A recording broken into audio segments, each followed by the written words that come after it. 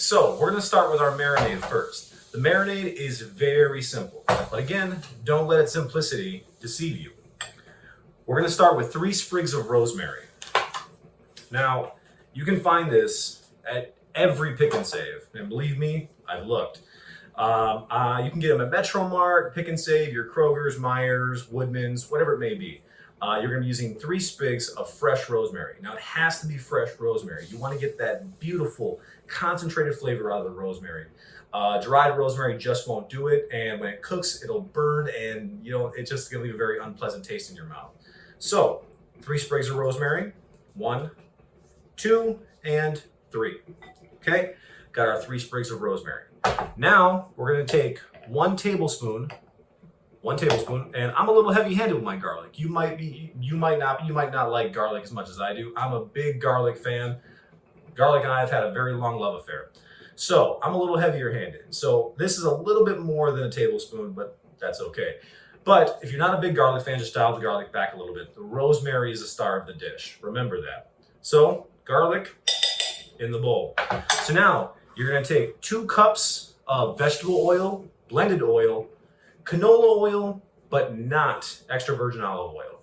Now, the reason for that, extra virgin olive oil or olive oil has a very distinctive flavor, and that's going to really contradict what we're trying to go for here. So any of those 3 oils would be fine, just not the olive oil. We're going to add that to our bowl. Okay. And then we're going to finish it with a couple dashes of salt. Don't go too heavy on that because it's going to come back later, and trust me, you don't want to add too much salt now. Then you're going to have black pepper. Just a couple dashes. Don't go too crazy. Don't go overboard with that. Okay, so now we're going to whisk it all together.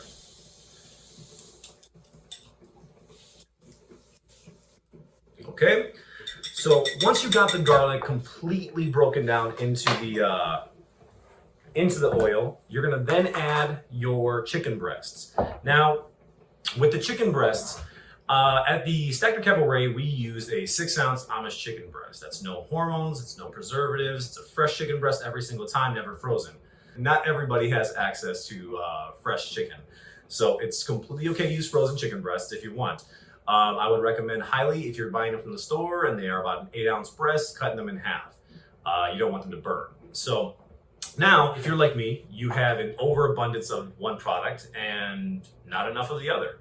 So right now, I actually am sitting on way too many chicken tenders.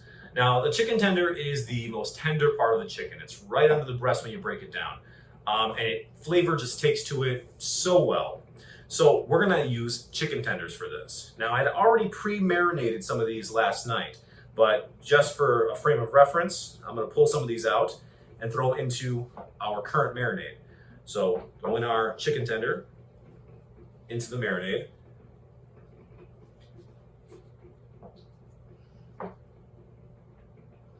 Oh, and I wish we had smell-o-vision. Oh, goodness, the smells amazing.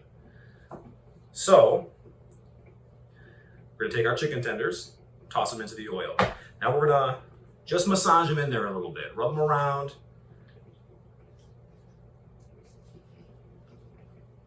And letting all that rosemary and that garlic, the salt and the pepper come in contact with the chicken.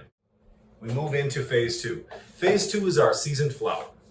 Now I'm gonna glove up. Again, you don't have to wear gloves. I'm doing this just because I'm a restaurant person and I'm stuck at home. So, okay, we take our gloves. Now what we're gonna need for this is we're gonna need all-purpose flour. I got a measuring cup here with 2 cups of all-purpose flour. We're gonna be using garlic powder, thyme, dried thyme, mind you, dried parsley, salt and pepper, and onion powder. So, again, this recipe is very simple, but don't let the simplicity of it fool you. The flavors will be amazing, I promise. Trust me on this.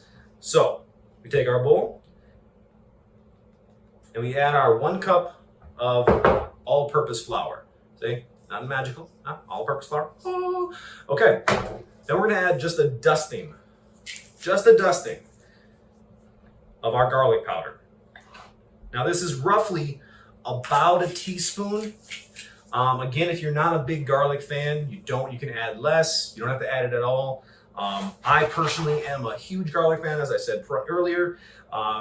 So I add a little bit more, it's okay. Everyone has their preferences. So now we're gonna add our thyme. Again, this is about a half a teaspoon. You do not want to go too far to the left. Dried thyme has a tendency to open up as it cooks and get a little overbearing on you. It tastes like Thanksgiving times 10. So now we're just gonna do a little dusting of that into our bowl. Okay, so I'm gonna show you this as best I can. Come over here, see? That, okay, see, look at that. Dried thyme, all-purpose flour, garlic powder. Okay, so now we're gonna add our salt. Now salt, don't be so heavy-handed on this, because remember, there is salt in the marinade. Okay, and that's roughly gonna be about a half a teaspoon. Then we're gonna add just a dusting of black pepper. Or as one of my chefs would say, we're gonna do a once around. We're gonna do a once around and boom, call it a day. Boom, boom, boom, that's it. Okay, and then we're gonna add our onion powder. Okay? The onion powder is about a teaspoon. Now again, onion powder has it adds this kind of like French onion kind of flavor to things. You don't want to go too far to the left on that one. You don't want to add too much. So we're going to take our bowl here of seasoned flour and we're going to mix it. We're going to mix it up, get it going, make sure everything's incorporated. We don't want the thyme to all sit on the top or the bottom. We want everything to be very well incorporated. Because when we start dredging the chicken in this, we want all the flavors to coat evenly. You want to be able to taste every little bit. Okay? So I've mixed this up. As you can see, it's not sitting on top. Everything's equally mixed. It's pretty solid. Okay, so that was step 2. Now, we're gonna move on to step 3. Okay, now that we've got our seasoned flour done, it's been a couple hours. Now we're gonna look at our rosemary chicken tenders. So, I'm gonna glove up. Okay, so this is our marinated rosemary chicken tenders. So I'm gonna pull this off. It's been sitting for roughly about 3 or 4 hours, roughly. As you can see, all the garlic and rosemary kind of coated nicely. Okay. Okay, so we're just gonna do a light dredge on this. Let me bring it closer to you. Okay, in our seasoned flour.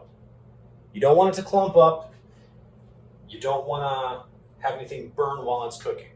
Now this is going to be searing it off and getting a crust on there. We're going to finish this in the oven. Okay, so now that my pan's nice and hot, I'm going to toss that into the skillet. Now I'm going to throw a few more in here, and I'm going to bring the camera over and show you what I'm talking about. Okay?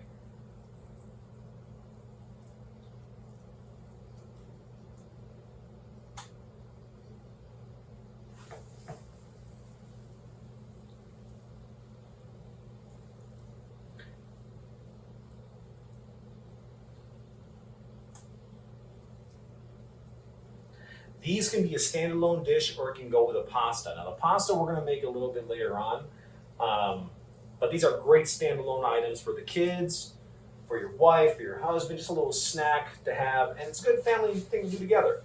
It's a nice little fun thing. Okay, so got my gloves off. Now I'm going to bring you over and show you what you should be looking for here.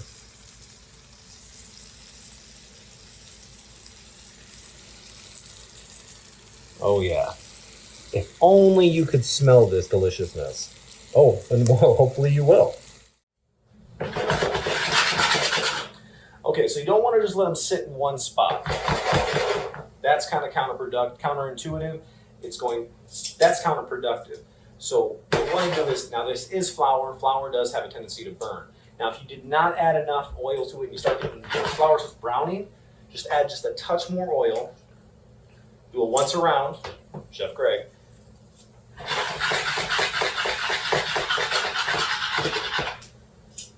We're going to check the bottoms for color. not quite going for golden brown, but we want to start getting a little bit over to that area.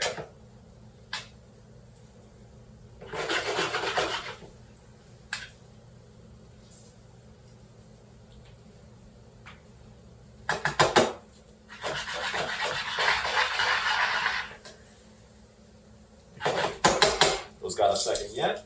So while those are cooking, what we're going to do is we're going to start greasing up our sheet tray or baking pan, whichever you prefer. Okay, just gonna do a little dollop across your pan. Let it coat well. I have my gloves on, so I'm letting gravity do its work. Newton right now is my sous chef. Okay. Let's give these a spin. Let's take a look at what we're looking at here. All right, beautiful, beautiful. This is exactly what we want. Want just a little bit of that browning on there. Okay. Bring that over to you. See that? Look at that. Oh yeah, that's tasty. Okay. So you want to feel it to see if it's creating that crust, and it obviously is. So we're going to give that about another minute or so, maybe a minute and a half, 2 minutes max. Going to keep a close eye on it because we don't want it to burn. Now, at this point, you should have your oven preset to 425. Your oven should be ready to go, rip roaring, ready to go. Okay, so I heard our oven timer go off, and that means our garlic and rosemary chicken is done. Oh, yes. Oh, just the smell in the air. That smell of that fresh rosemary is just permeating everything, and it's just glorious. So, let's bring them over. Show you what we're looking at. Okay, and that is our finished product. So what we're going to do is we're going to transfer them and give you a closer look.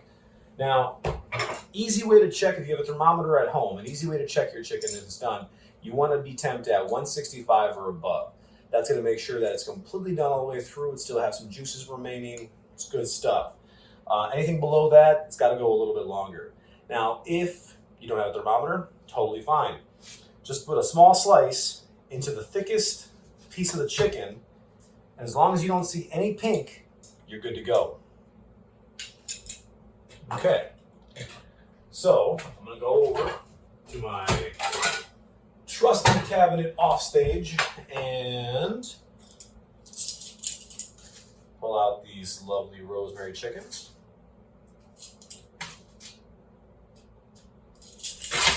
Clean as you go, get rid of my pan. Let's bring you over to have a look-see. And these are our finished rosemary chicken tenders. So that was the Stackner's garlic and rosemary chicken. Oh, God, that smells amazing, and I cannot wait to eat these. Sorry. So, that was simple, right? So, this is Stackner at home. From our family to yours, and everybody at the Milwaukee Repertory Theater. Stay safe, stay healthy, and we'll see you in the fall.